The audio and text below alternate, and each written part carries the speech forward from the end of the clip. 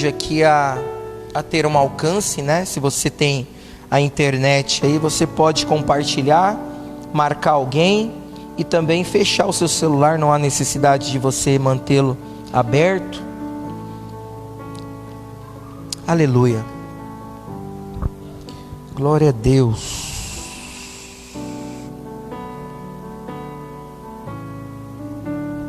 Amém? Tudo certo?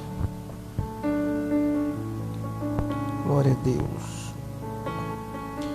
Não apareceu a notificação para mim, mas tudo bem.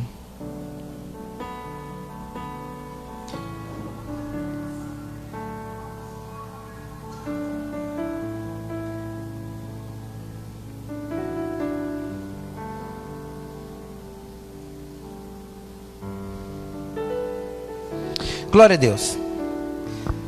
Amém, irmãos? Bom, hoje nós vamos dar continuidade aqui sobre o que nós temos compartilhado nesses últimos 2 domingos, que o assunto é o fim dos tempos.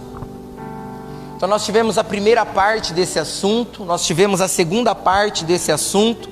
Nós vamos aqui agora falar de uma terceira parte, de um terceiro aspecto, que também tem muito a ver daquilo que eu já mencionei na semana passada, que é a segunda vinda, e aí eu digo entre parênteses, né, visível de Cristo. A segunda vinda visível de Cristo. Por quê? Porque é a vinda onde definitivamente o Senhor vem para estabelecer o seu reino. Ok? Então, essa questão escatológica, ela é bastante assim peculiar. Por quê? Porque há algumas divergências.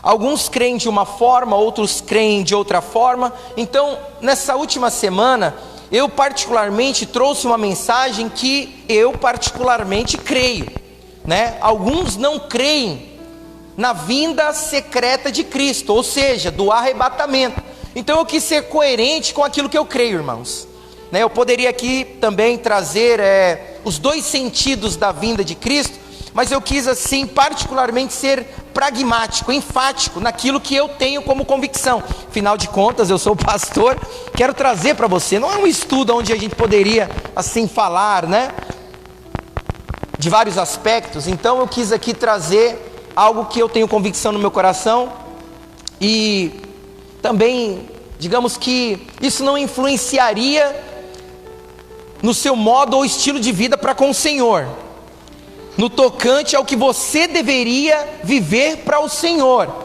né? Dizem que aqueles que não creem no arrebatamento e aqueles que só creem na segunda vinda, no dia que o Senhor voltar, nós estaremos indo aos céus juntos, né, pensando diferente, mas naquele dia será revelado como de fato será, e um vai olhar para o outro e vai dizer: eu não te disse?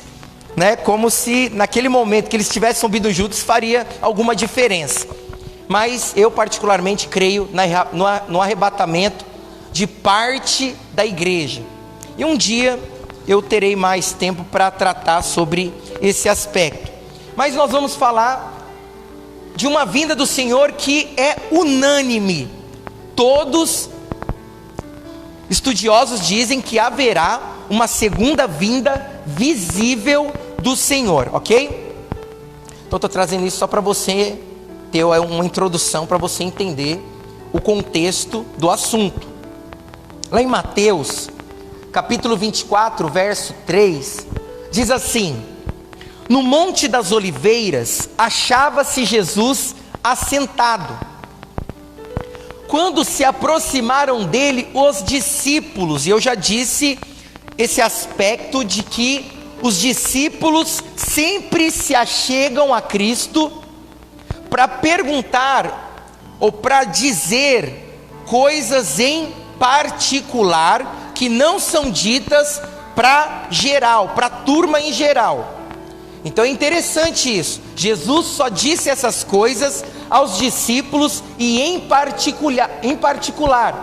E os discípulos perguntaram, né, em forma de petição: dize-nos, quando sucederão estas coisas?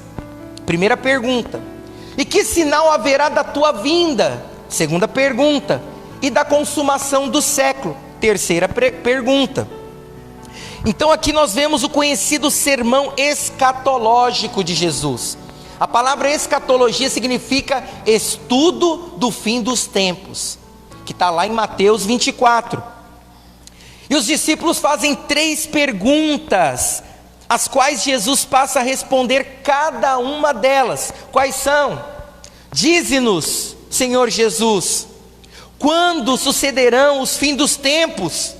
Quando sucederão essas coisas? Que sinal, Senhor Jesus, haverá da tua vinda? Senhor, e quando haverá, ou qual o sinal da consumação do século? E a resposta de Jesus, como nós já vimos anteriormente, fala sobre o princípio das dores, que é caracterizado pelos sinais que nós já falamos nas semanas passadas. Eu creio que antes da vinda visível de Jesus, primeiro, vai haver o arrebatamento. Segundo, o segundo sinal da vinda visível de Jesus é que haverá uma grande tribulação na terra, como nunca houve em nenhum tempo, desde do primeiro homem na terra até o último.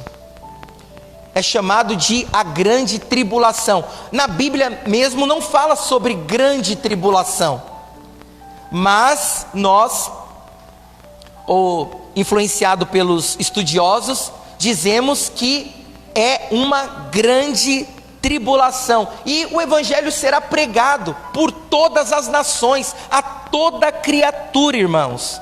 E hoje nós vamos falar sobre a segunda vinda visível de Cristo, e nós vamos mencionar 4 aspectos, ou 4 características dessa vinda visível dele, ok? Então a primeira característica da vinda de Cristo mostra que primeiro ela será pessoal. Olha lá, ela será pessoal, ela será física e ela será visível.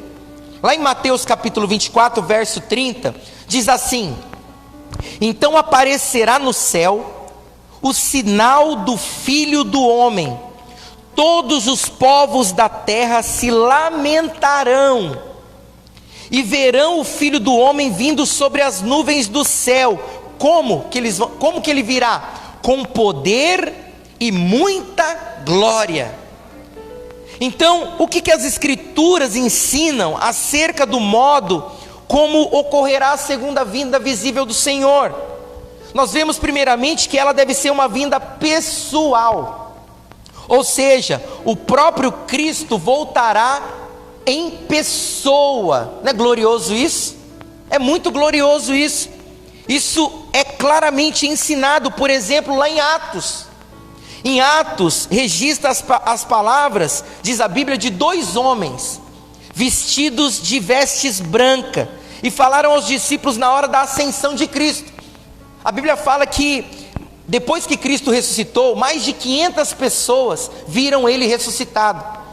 E aí há uma divergência, se eram 11 discípulos, se eram 120 discípulos que viram Jesus subindo ao céu. Mas a Bíblia fala lá em Atos capítulo 1, que 2 varões, aliás, 2 varões, 2 homens vestidos de branco, eles disseram àqueles que estavam ali presentes, testemunhando a ida do Senhor aos céus. Ele disse: varões galileus, por que estáis olhando para as alturas? Ou seja, Jesus diante deles, vendo aqueles homens, Jesus flutuar, subindo aos céus, e eles acompanhando, Jesus indo aos céus, e 2 homens aparecem ali. São 2 homens celestiais, 2 anjos, dizendo, indagando ali: varões galileus, por que estáis olhando para as alturas? Esse Jesus que dentre vós foi assunto aos céus, assim virá do modo como viste subir. Ou seja, Jesus naquele momento, ele estava subindo aos céus de maneira visível.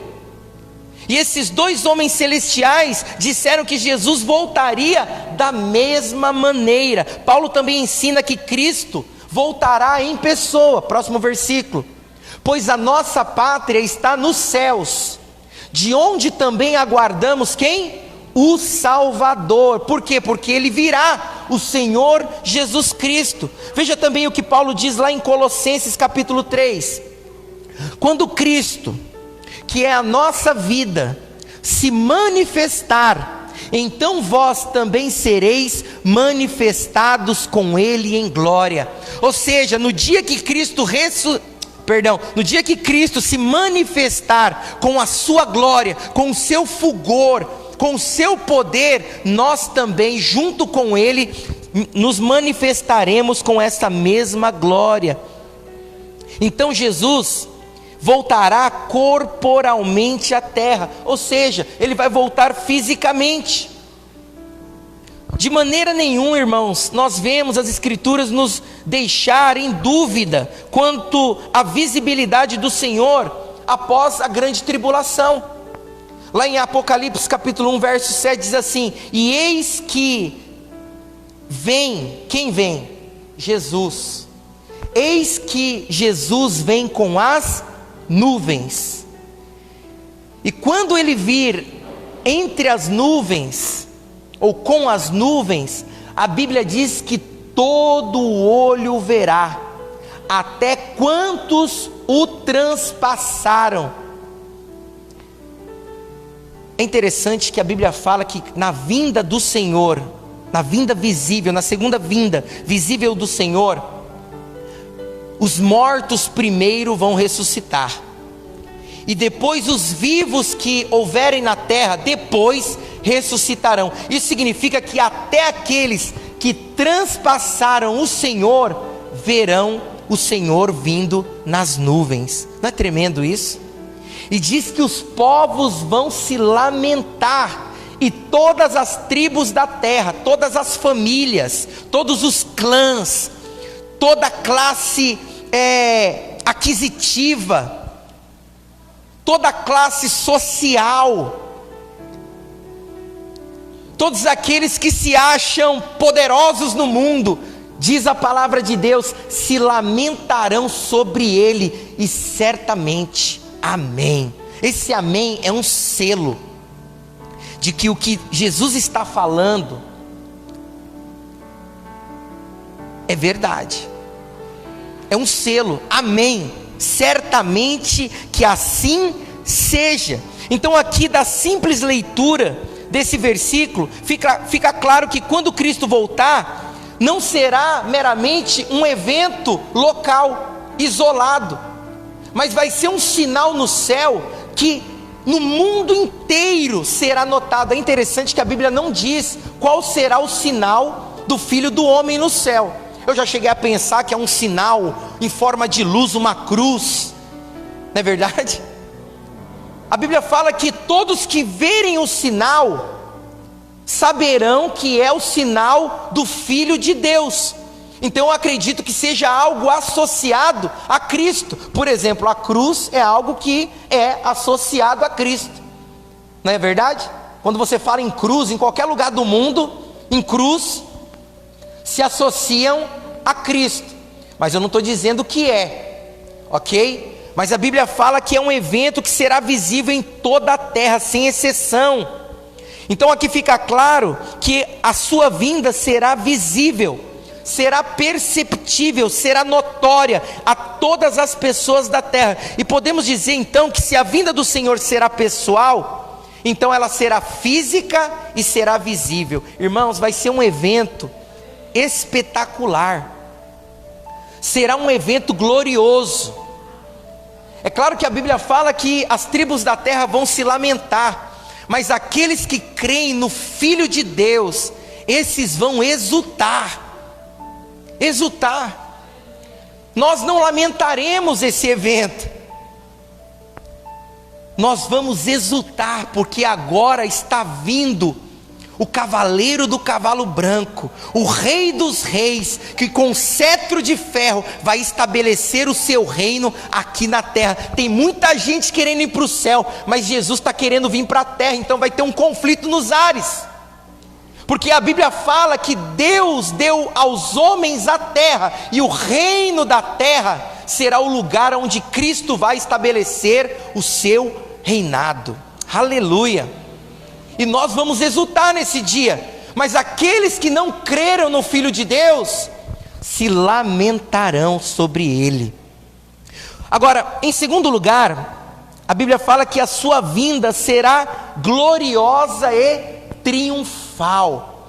Quando eu falo de glorioso, eu só posso pensar num fulgor, numa coisa esplêndida, mas também será triunfal. Eu não sei se você já assistiu, eu gosto muito de filme monárquico. Monárquico é um filme assim que ilustra bem, né, o que Cristo vai fazer quando vir com o seu reinado para a terra. Eu estava assistindo uma série esses dias, já comentei aqui, sobre reinos. E é interessante que quando os reis tomavam os outros reinos, a primeira coisa que ele fazia era subjugar o rei. Porque ele subjugando o rei, todos os outros automaticamente se entregavam.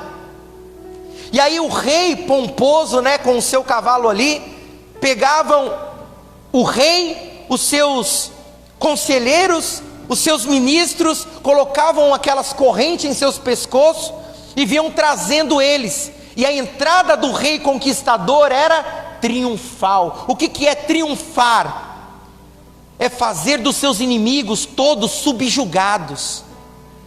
Então isso significa que quando Jesus voltar em glória, ele vai voltar triunfante, subjugando todos os nossos inimigos. Satanás será colocado debaixo do seu pé, irmão.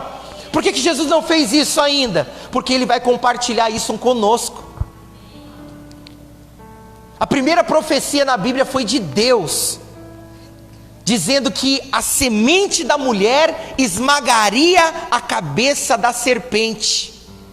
Quem é a semente da mulher? Cristo. Cristo. E Deus disse que a serpente lhe feriria o quê? O calcanhar. Quando foi que o calcanhar do homem, do filho do homem, foi ferido? Quando ele foi transpassado. Mas agora, uma vez que ele já subjugou o diabo, a morte, as portas do inferno, a Bíblia diz que um dia ele virá glorioso e triunfal. Então a segunda vinda de Cristo, às claras, será muito diferente da sua primeira vinda, como filho de José e Maria. A segunda vinda de Jesus será muito diferente daquele nascimento simples, humilde em Belém. A segunda vinda, característica, né, ou a segunda característica da segunda volta de Cristo, é que ela será uma vinda gloriosa. Por quê? Porque a primeira vinda de Jesus foi por meio de humilhação. Humilhação. E Isaías fala isso. Isaías capítulo 53. Ele não tinha aparência, diz a Bíblia, quando ele veio da primeira vez. Ele não tinha formosura. Quem olhasse para Jesus não daria nada. Já viu aquelas pessoas que são ignoradas? Quando você olha para ela sem expressão, e ela faz um feito e você fala, olha, eu não dava nada para essa pessoa. Então foi assim que ele veio, sem aparência, nem formosura. Olhámo-lo, mas nenhuma beleza havia que nos agradasse, ou seja, ele não era carismático, ele não tinha um sorriso que nos seduzia. Eu olho para o sorriso da minha esposa e falo, nossa, que sorriso bonito, você é tão carismática. Eu já não tenho isso, acho que eu sou que nem Cristo, sem formosura, nenhuma beleza. Mas era assim que Jesus era, irmãos. Não havia nada disso nele. Ele era, pelo contrário, era desprezado. Quando um homem olhou para ele e falou assim, olha, pode vir alguma coisa boa lá de Nazaré. olhando para você já não tem formosura, e ainda vindo de Nazaré, será que pode vir alguma coisa boa de lá?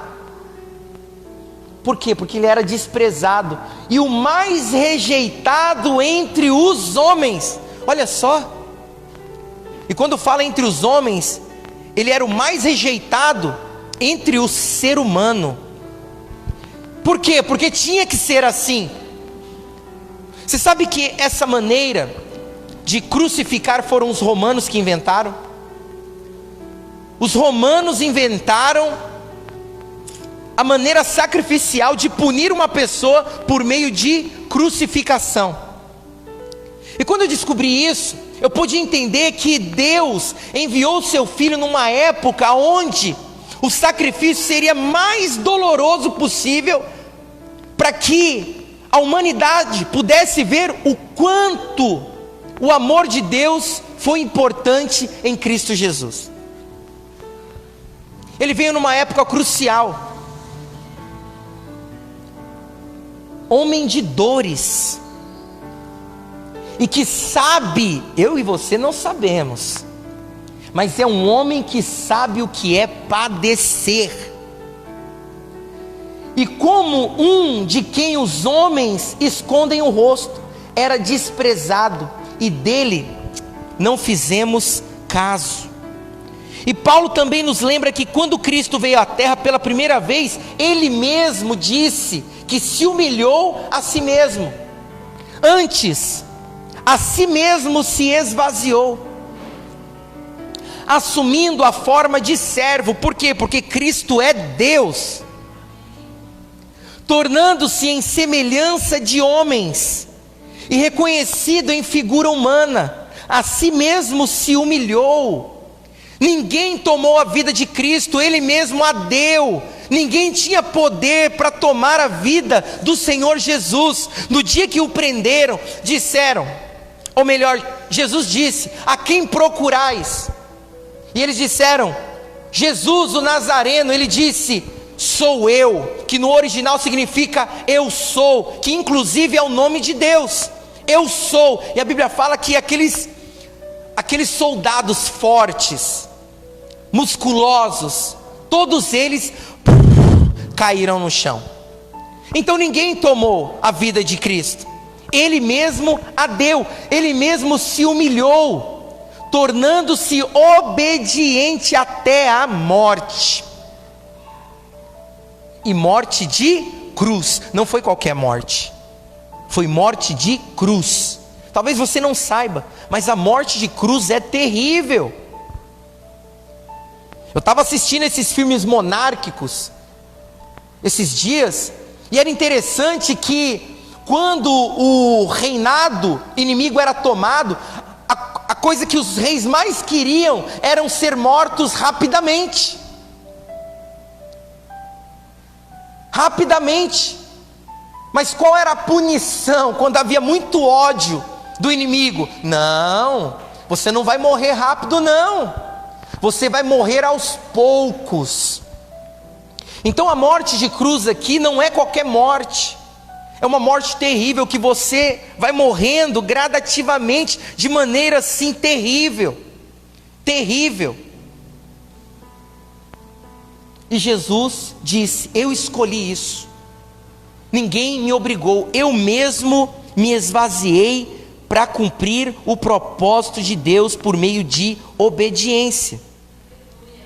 Mas a Bíblia diz que quando Cristo vier de novo, irmão, tudo vai ser diferente. A Bíblia fala que agora Ele não vai se esvaziar, não, Ele vai vir cheio de glória.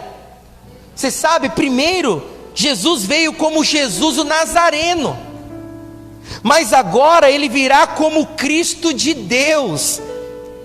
Ele vai vir agora como ungido de Deus. Primeiro, Jesus veio como o cordeirinho, o cordeiro que assentou no jumentinho.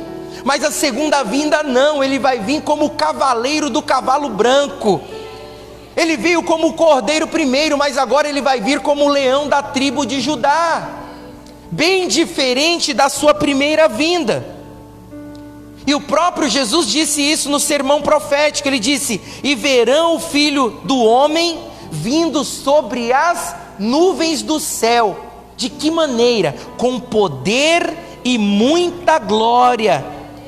E Paulo acrescenta os detalhes, lá em 1 Tessalonicenses, ele diz: porquanto o próprio Senhor descerá dos céus. E olha só o evento como vai ser: com uma sonora ordem, com a voz do arcanjo. E o arcanjo não é qualquer anjo não, é a primeira casta de anjos, príncipes de Deus. Inclusive, Miguel é um arcanjo, e Miguel significa o príncipe de Deus. Deve ser um general, alguma coisa do tipo. E diz que uma sonora ordem, com a voz do arcanjo e com o chamado da trombeta de Deus, ele virá. Então Cristo voltará como um glorioso conquistador.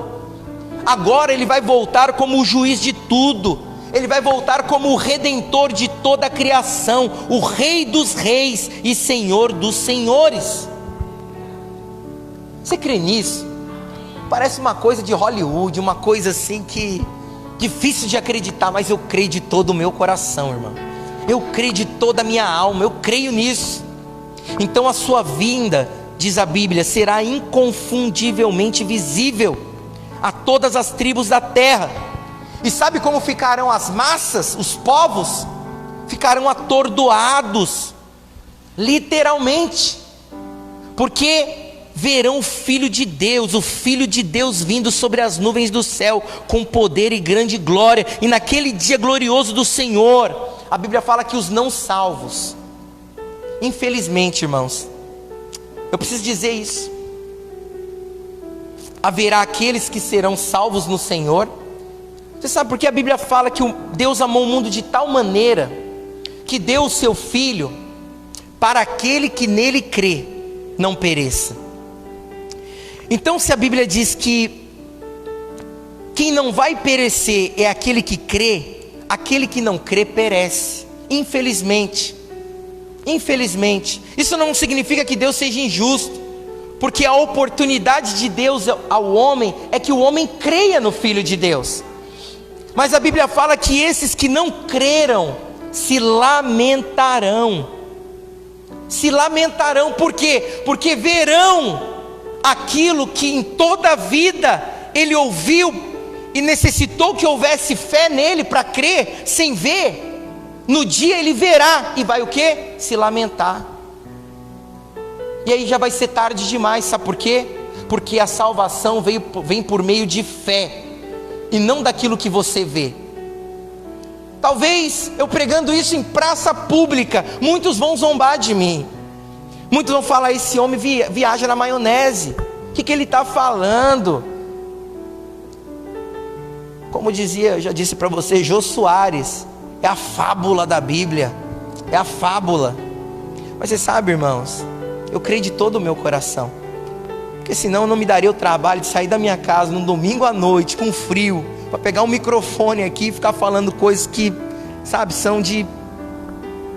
Não, haverá esse dia, e a Bíblia fala que Jesus vai aparecer nos céus com anjos, poder, glória, para tomar a igreja por completo, e por fim trazer juízo ao fim dos tempos. Por que eu digo que Jesus vai voltar para tomar a igreja por completo? Tem umas coisas que me fazem pensar, irmãos, e eu vou compartilhar com você. Por que eu acredito no arrebatamento? Primeiro, porque eu vejo na palavra de Deus alguns indícios que diz que o Senhor vai vir no momento secreto e vai tomar a igreja. Por quê? Ah, pastor, mas por que Deus levaria parte da igreja? Porque se você for parar para pensar comigo, a igreja no seu todo, parte dela é muito, digamos assim, displicente. Sim ou não? É muito displicente. E às vezes até incrédula com aquilo que nós estamos aqui compartilhando nessa noite. Eles creem no Filho de Deus, mas andam de maneira relapsa. Como eu afirmo isso? Jesus disse para nós o quê? Vigiarmos. se Ele manda nós vigiarmos, é porque, de certa forma, nós vivemos desapercebidos em nossa vida, às vezes. Então, se você for honesto, em momentos da nossa vida, ainda que nós cremos em Cristo, somos filhos, em momentos da nossa vida, ainda deixamos de acreditar em algumas coisas, sim ou não? Às vezes quando você está passando por um problema financeiro, eu não estou dizendo que esse é o quesito para ser levado, mas às vezes quando você está passando por um problema financeiro, você dá aquela fraquejada na fé. Tem momentos que nós estamos passando por um momento de saúde, nós damos aquela fraquejada na fé, deixamos de acreditar. Mas isso não é o caso do arrebatamento. Estou dizendo que o nosso estilo de vida às vezes deixa a desejar, porque muitas vezes não cremos que de fato o Senhor vai voltar. Deixamos de enxergar os sinais que ele diz, são exatamente para percebermos, sim ou não? Para que Jesus diria de sinais, se não antes fosse para percebermos os sintomas da sua vinda? Inclusive foi essa a pergunta dos discípulos: para que constar isso na palavra? Senhor, quando essas coisas vão suceder? Qual será o sinal, olha só, qual será o sinal da tua vinda? Quando será a consumação dos séculos? E Jesus explica. Se Ele explica, é porque Ele quer que vigiemos de acordo com os sinais que vão aparecendo. Os fariseus perguntam para Jesus: dá-nos um sinal. E Jesus fala: vocês pedem um sinal, geração incrédula. Vocês conseguem discernir as estações, quando o verão está vindo, quando o frio está vindo. Quando o frio vem, chega a ser quase palpável, não é verdade? Mas vocês não sabem discernir quando haverá de acontecer essas coisas. Jesus disse: olha, vou falar algo semelhante às coisas naturais.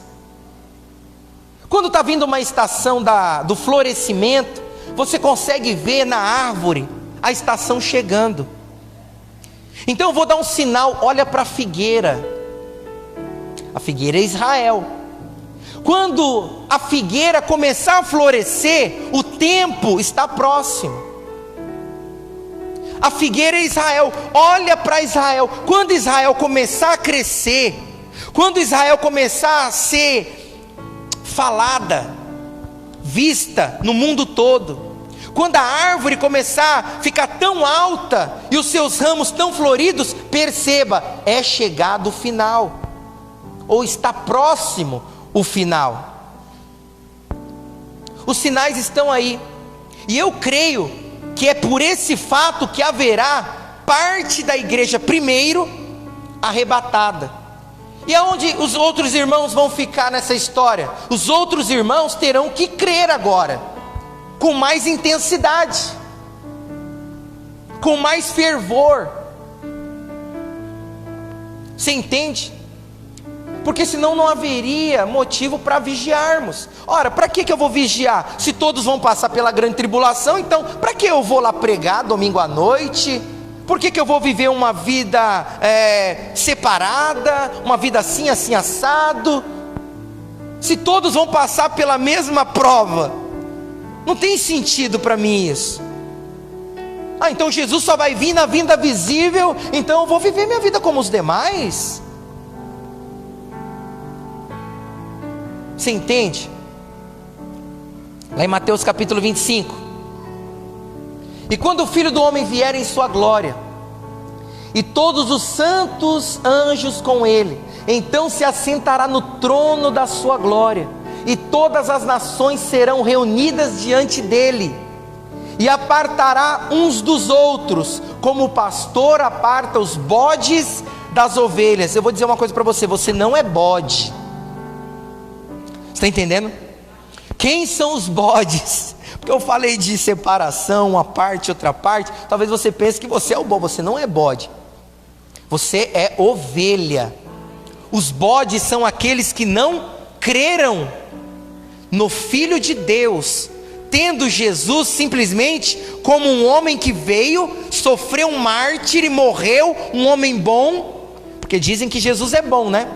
Quem foi Jesus? Um homem bom, mas não creem que ele é o Filho de Deus. Logo, se você não crê que ele é um Filho de Deus, e ele mesmo disse isso, então ele já não é bom, que é já uma incoerência, né? Dizer que Jesus é bom, mas não crê no que Jesus falou. Então aqueles que não creem em Cristo são os bodes, ok? Aqui tem um outro famoso texto que está relacionado com a volta de Cristo, que está lá em 1 Tessalonicenses. Não quero, Paulo dizendo para os irmãos, isso aqui é para consolar o teu coração, viu? Não quero, porém, irmãos, que sejais ignorantes. Quem é o ignorante? Que não tem informação, é o desinformado, é aquele que não tem conhecimento da verdade de Deus. Não quero, porém, irmãos, que sejais ignorantes acerca dos que já dormem. Dormir aqui é ter morrido fisicamente, ok? Morrido aqui no corpo. Para que não vos entristeçais como os demais, que não têm esperança. Ou seja, é como se nós aqui estivéssemos falando da vinda de Cristo, e um de nós aqui, inclusive eu me coloco nessa, e um de nós aqui fôssemos ou tivéssemos morrido. Aí tu fala, poxa, o pastor, eu vou falar de mim, porque senão você pode ficar meio cismado com ele. Então vamos supor que o pastor aqui morre, em nome de Jesus não vai acontecer. E aí você fala, pô, o pastor estava ontem falando da vinda de Cristo, e ele morreu. E aí Paulo está dizendo isso, que os outros irmãos ficaram entristecidos e preocupados e sem esperança, porque naqueles dias eles estavam vendo Paulo pregar sobre a vinda de Cristo, porém alguns irmãos estavam morrendo. Então ele está dizendo, não quero, porém, irmãos, que sejais ignorantes acerca dos que já dormem, para que não vos entristeçais como os demais, porque haviam irmãos ficando tristes, que não têm esperança, ou seja, eles não estavam crendo, não estavam indo de encontro o futuro da possível e fato e verdade da vinda de Cristo. Porque se cremos que Jesus morreu e ressuscitou, assim também aos que em Jesus dormem ou já morreram, Deus os... Amor, me perdi todo. Deus os tornará a trazer com Ele. Dizemo-vos, pois isto, pela palavra do Senhor, que nós, os que ficarmos vivos para a vinda do Senhor, não precederemos os que dormem. Próximo. Porque o mesmo Senhor Jesus descerá do céu com alarido, ok? E com voz de arcanjo, vai ser um negócio estrondoso. E com a trombeta de Deus, e os que morreram em Cristo ressuscitarão primeiro. Ou seja, os mortos ressuscitarão primeiro. Depois quem? Nós. Não é interessante isso? Os mortos ressuscitam primeiro, e os vivos, os que ficarmos vivos, seremos arrebatados juntamente com Ele nas nuvens. Esse arrebatado aqui não é o arrebatamento da primeira vinda. Seremos arrebatados juntamente com Ele nas nuvens, a encontrar com o Senhor nos ares, e assim estaremos sempre e para sempre com Ele. E jamais eu e você seremos apartados dEle. Portanto, aí Paulo ele diz, portanto, consolai-vos uns aos outros com essas palavras. Paulo escreveu em que contexto de vida desses irmãos? Esses irmãos eram perseguidos. A igreja de Tessalônica sofria grande perseguição. Além disso, os irmãos da igreja estavam morrendo a morte física. E infelizmente naqueles dias, assim como hoje, a igreja não tinha certeza do destino dos irmãos que morriam antes da vinda do Senhor. E por isso a igreja ficava com aquele receio, que aqueles que já tinham morrido não participariam da gloriosa vinda do Senhor. Mas Paulo, irmãos, conforta a igreja e consola a igreja com essas palavras. E nós também confortamos e consolamos. Por quê? Porque nos dias de hoje, há irmãos que estão sendo ceifados pelo Covid. Sim ou não? Mas nós nunca dissemos aqui que crente não morre. Crente morre também. Mas a nossa declaração diária é que nós estamos escondidos debaixo das asas do Altíssimo. Nós declaramos aqui o Salmo 91, praga nenhuma chegará à nossa tenda, nenhuma peste vai nos tocar, nenhuma praga vai nos saquear. Você entende isso? Então a Bíblia diz: ambos os vivos e os mortos terão seus corpos glorificados, porque todos nós, diz a Bíblia, seremos transformados e glorificados. Por isso a segunda vinda de Cristo será extremamente barulhenta, diz a palavra de Deus. Olha as características. Palavra de ordem do Senhor, ele diz: porque o mesmo Senhor descerá do céu com alarido. A voz do arcanjo é mencionado também, e com voz de arcanjo virá o Senhor. Também terá o som da trombeta de Deus, e com a trombeta de Deus, diz a Bíblia, o Senhor desce dos céus, descerá dos céus. E também a ressurreição dos mortos em Cristo, que diz: e os que morreram em Cristo ressuscitarão primeiro, e por fim haverá um arrebatamento dos santos. Quem são os santos? Nós, a igreja, somos os santos. Às vezes eu pergunto, né?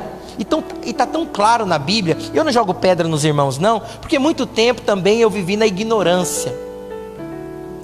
Muito tempo eu vivi na ignorância, achando que a palavra santo, ou dizer que eu sou santo, é o mesmo que dizer que eu sou perfeito e não erro.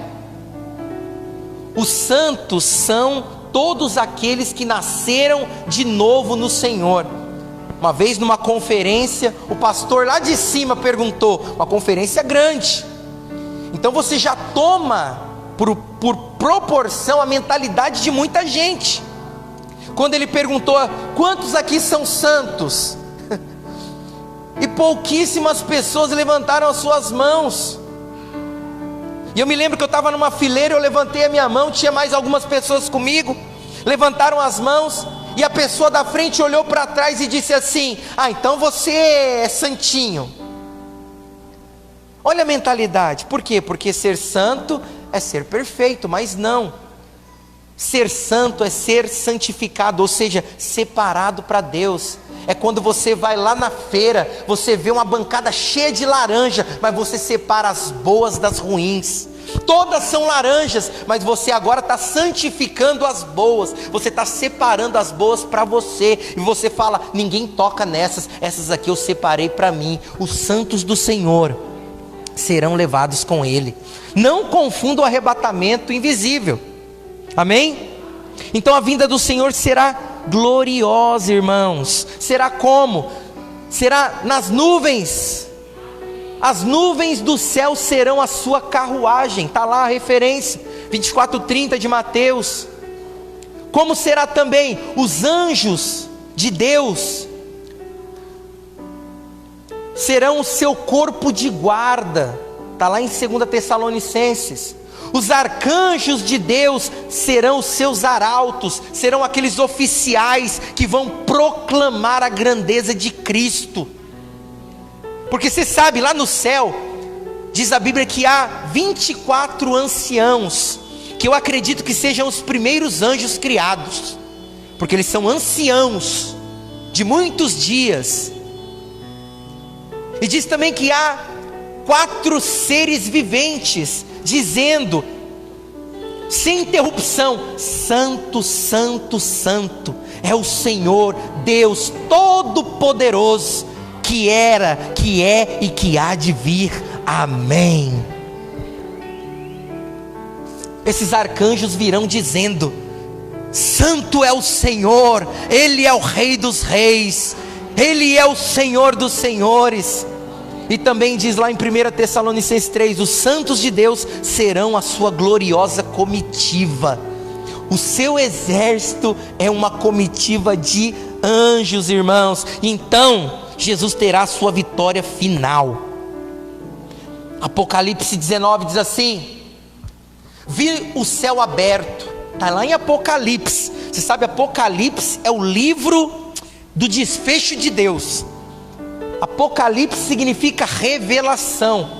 E diz: vi o céu aberto, e eis um cavalo branco.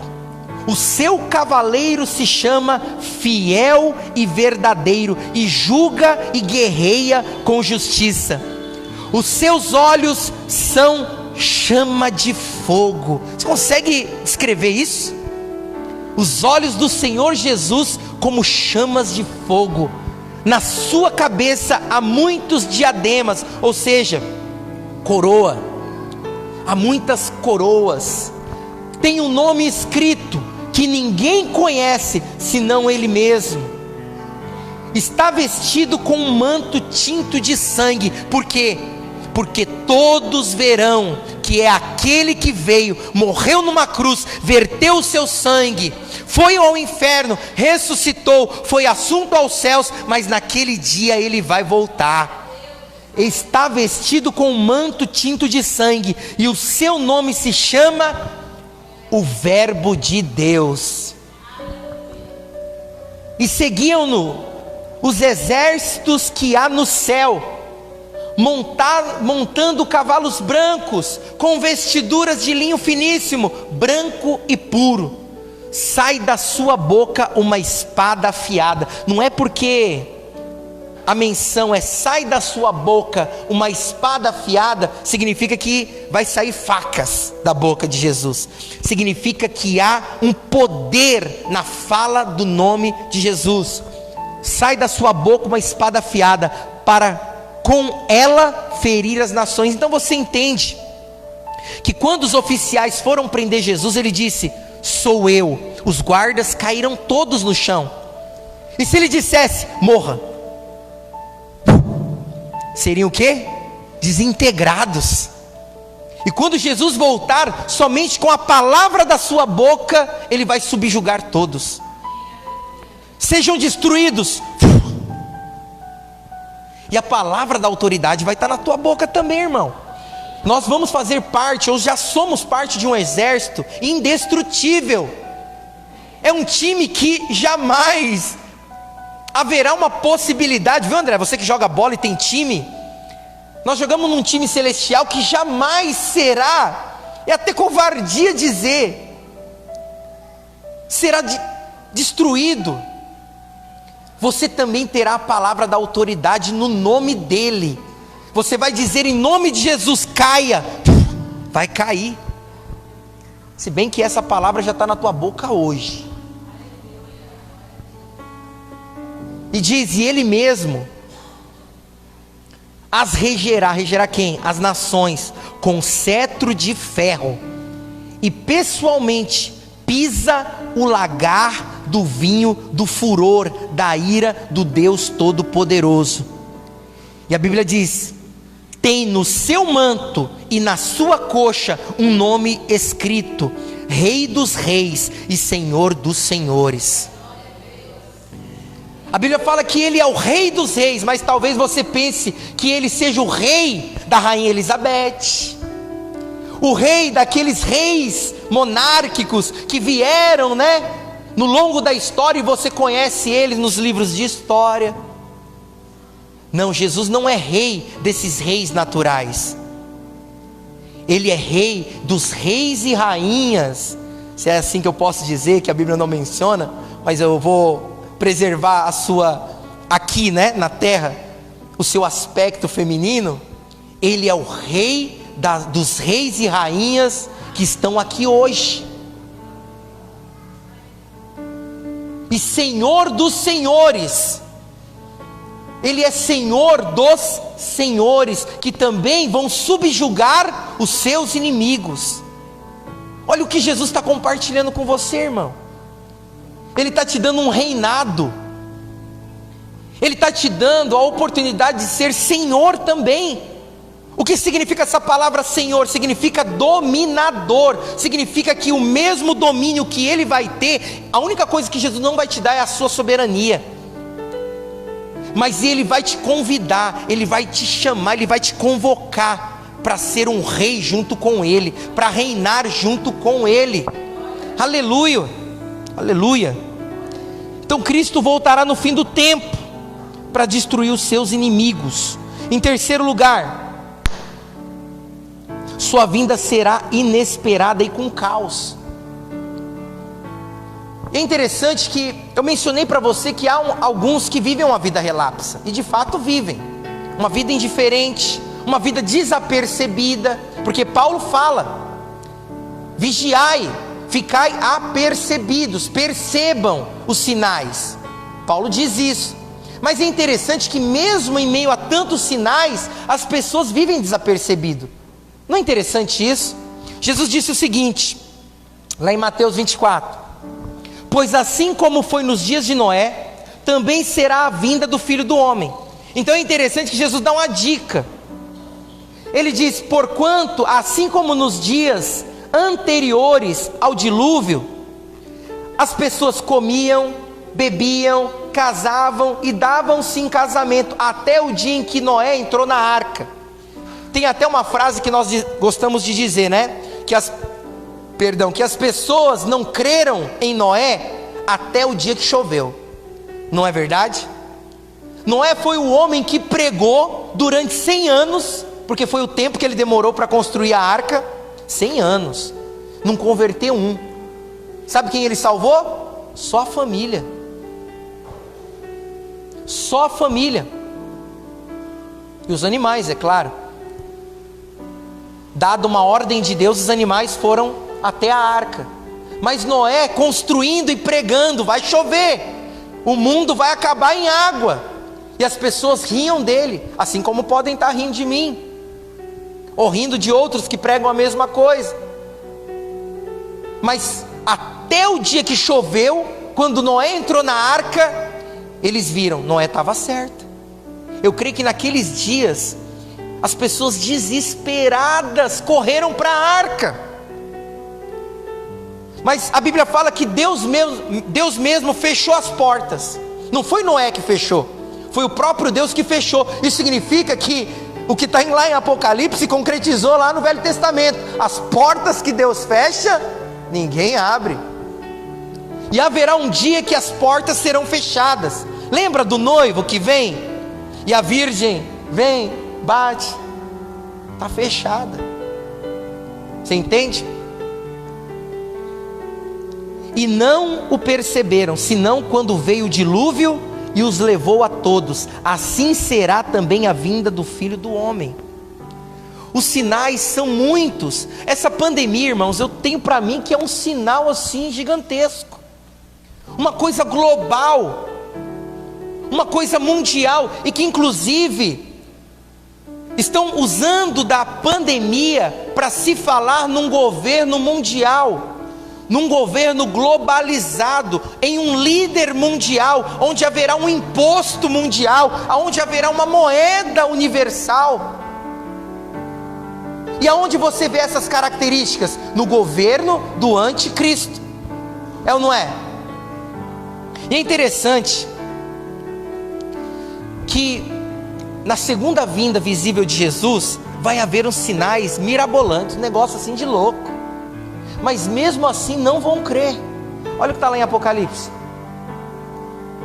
Eu disse que, primeiro, inesperado, e segundo, haverá o que? Caos. Olha só o que diz. O primeiro anjo tocou a sua trombeta, e granizo e fogo misturado com sangue foram lançados sobre a terra.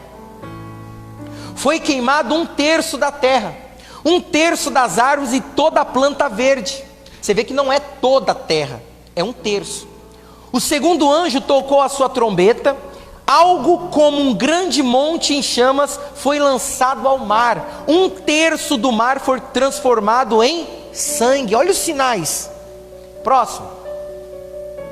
Morreu 1/3 das criaturas vivas do mar, e foi destruído 1/3 das embarcações. O terceiro anjo tocou a sua trombeta e caiu do céu uma grande estrela, provavelmente um meteoro,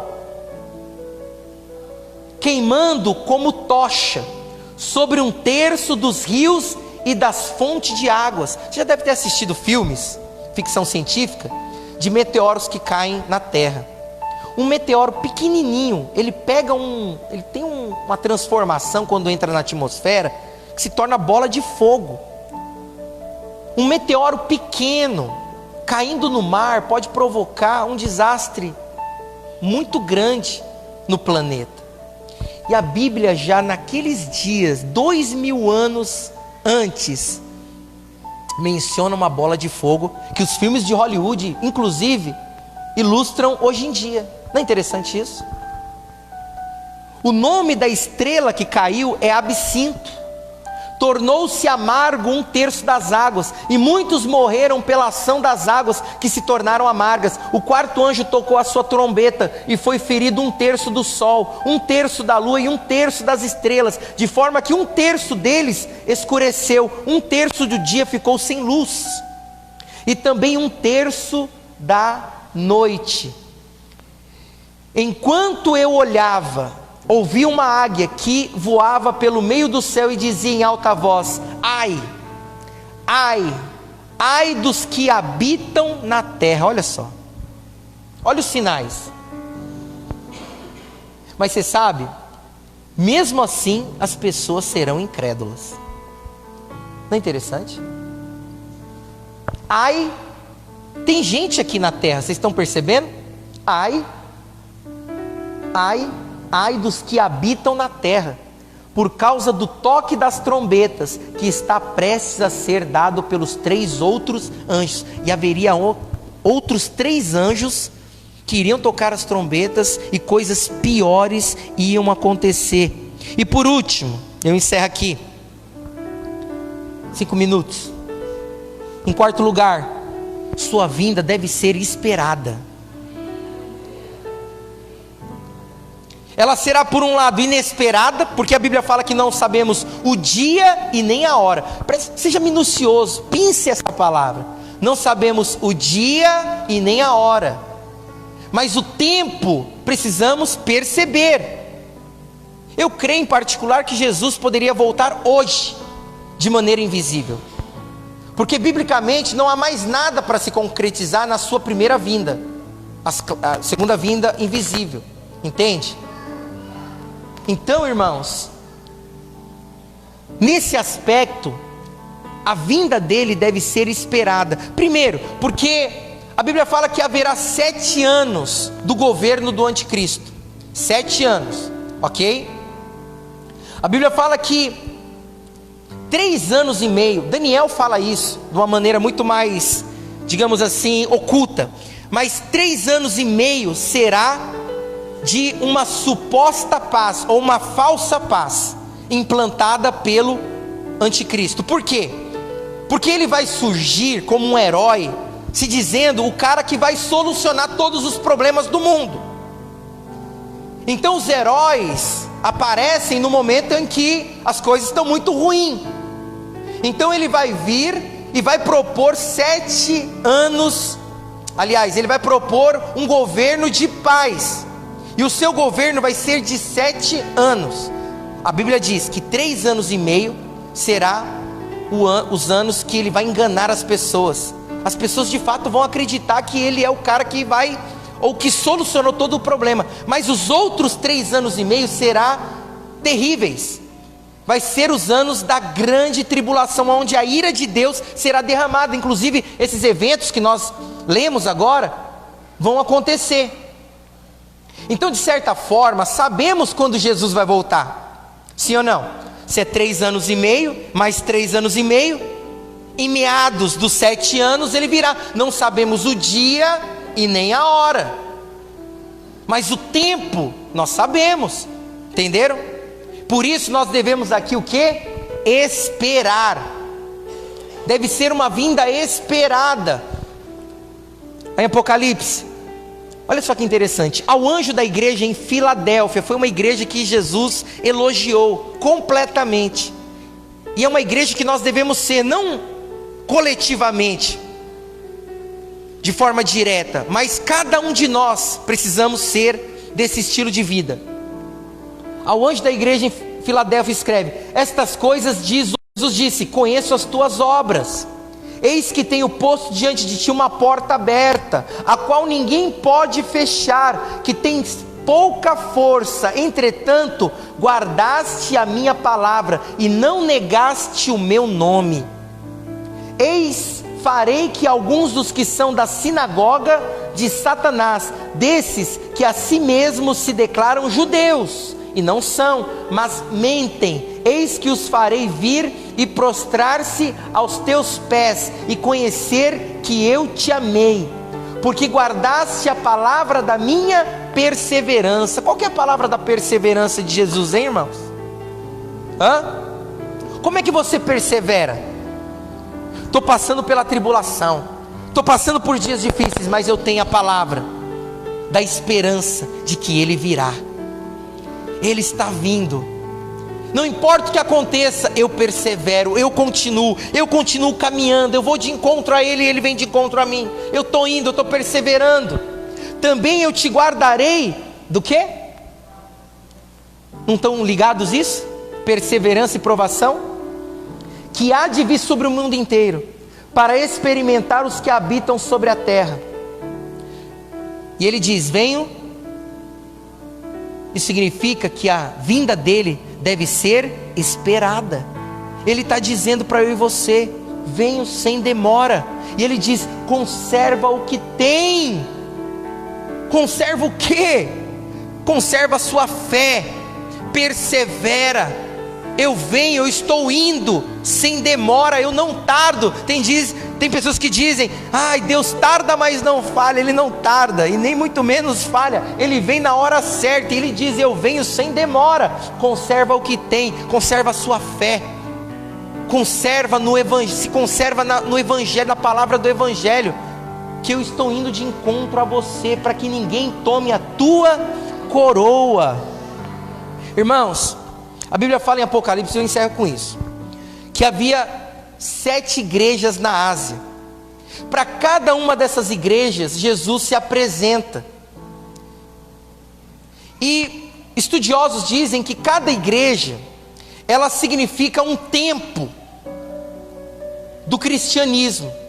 Ou seja, a primeira igreja lá da Ásia, né, nós temos a igreja de Éfeso, de Tiatira, Esmirna, Pérgamo. Cada igreja, ela significa um tempo na história. Filadélfia é a igreja dos últimos dias. Filadélfia é a igreja em que Jesus, ele em momento nenhum, ele critica. Diferente de Laodiceia, que você conhece. Ele diz para Laodiceia: você pensa que você é rica? Você pensa que você é abastada? Mal sabe que você é miserável, pobre e nu. E ele fala: paga o preço, compra colírio para os olhos, para enxergar. Compra ouro refinado, que são as suas obras. E aqui indica para uma igreja que não vive se vangloriando daquilo que faz, mas vive baseado naquilo que Cristo fez. Entendeu? Com isso você vai viver de maneira que, ainda que você... Volta o versículo ali, amor. E ele diz aqui, ó. Volta mais um para me ver. Onde fala da fraqueza? Vai para frente. Acho que foi no outro versículo. Mas ele fala da fraqueza da igreja. E Jesus disse: olha, em meio à sua fraqueza, eu te dei força. E é com essa força de Deus que nós precisamos viver hoje, ainda que as coisas estejam difíceis, irmãos. Sabe, eu fico muito triste quando eu vejo pessoas desistindo. Hoje o que nós vemos é pessoas se apostatando da fé, ficando assim no estilo de vida desigrejado. Hoje nós vemos de tudo. Hoje nós vemos pastores homossexuais. Eu não tenho nada contra o homossexual, eu não tenho nada. Nós pregamos, aceitamos ele aqui, mas isso não significa que não vamos falar a verdade para ele. Você entende? Mas nós vemos ordenação de pastores homossexuais, ordenação de pastoras lésbicas, igrejas fazendo esse tipo de coisa, pessoas simplesmente abandonando a fé, como se nós estivéssemos vivendo os dias de hoje assim, dias normais. Não são dias normais, pelo amor de Deus. Aonde na história, ainda que você não tenha vivido, aonde na história, livros que você supostamente tenha lido, viu falar de dias como esse? Terremotos, furacões, guerras. Nós não vivemos dias normais, irmãos. Gostaria que você ficasse de pé. E a pergunta que eu faço, não precisa responder: você está preparado para a volta do Senhor? Ou para o encontro do Senhor? Você está preparado? Você está com o coração apercebido? Se você soubesse que Jesus voltaria nessa semana, o que mudaria na sua vida hoje? Como você, a partir de então, passaria a viver, a pensar, e até mesmo a sua fé? Como ela estaria nesses dias? Eu gostaria que você orasse e falasse com o Senhor. Talvez você está desanimado nos dias de hoje, a sua fé está ou foi minada por alguma situação ou alguma circunstância. Eu gostaria que você falasse com o Senhor: Pai, renova a minha fé, renova, Senhor, a minha crença nas Escrituras. Senhor, que os meus olhos possam ver, possam discernir de fato os tempos que nós estamos vivendo. Senhor, eu quero que o meu coração seja novamente incendiado para crer e exultar na sua vinda, que eu não seja aquele, Pai, desapercebido, mas que, conforme as tuas palavras em sua Escritura, diz para me manter-me vigilante, Senhor. Pai, em nome de Jesus, dá um coração aquecido, Pai, nessa noite. Senhor, que eu não haja de modo indiferente às coisas que eu tenho visto e ouvido, guerras, rumores de guerras, terremotos, pandemias, pestilências, Senhor. Sabemos, Senhor, que os selos estão sendo abertos. Queremos ser a igreja vitoriosa, Pai, que anela e espera a Tua vinda, Senhor, no arrebatamento. Queremos ser levados com o Senhor num piscar de olhos. Queremos, Pai, que sejamos os Seus bens quando o Senhor vir como um ladrão e nos tomar, Pai, para si. Oh Senhor Jesus, Senhor Jesus, levanta a nossa fé nesses dias, Senhor. Dá-nos olhos para ver o fim dos tempos, os sinais, em nome de Jesus. Que haja em nosso coração, Senhor, o amor pela Tua vinda. O Seu servo Paulo disse que o Senhor virá para aqueles que amam a Sua vinda, para aqueles que todos os dias dizem: é iminente a volta do Senhor. O Senhor está às portas, o Senhor está vindo, Ele está chegando. Ele virá com alarido, com grande clangor de trombeta. Ele virá e a sua vinda será gloriosa, será com poder e majestade. Virá como uma comitiva de anjos, os seus anjos virão proclamando a sua grandeza. Santo, santo, santo é o Senhor dos exércitos. Santo, santo, santo é o Rei dos reis. Assim como está escrito em teu manto, assim como está escrito em tua coxa, Ele vem, Ele vem, Ele vem sem demora. Ele está voltando. O Senhor virá e estabelecerá o teu reino, um governo de ferro, imbatível, indestrutível. Ele virá e separará os bodes das ovelhas. Os povos se lamentarão, mas a sua noiva, a sua igreja, exultará com a vinda do nosso Senhor, em nome de Jesus. Amém, amém, amém, Jesus. Glória a Deus, meus irmãos. Irmãos, Deus abençoe a vida de vocês. Que essa semana seja uma semana abençoada. Que essa semana seja uma semana onde você possa contar, né, testemunhar aquilo que o Senhor tem feito para a sua vida, para a sua casa, para a sua família. Amém? Que o amor do nosso Pai, que a graça de nosso Senhor Jesus Cristo e que a consolação do Espírito abra os seus olhos, console o seu coração, que ainda que em dias difíceis o Senhor guarda a sua vida e a sua casa, em nome de Jesus. Amém?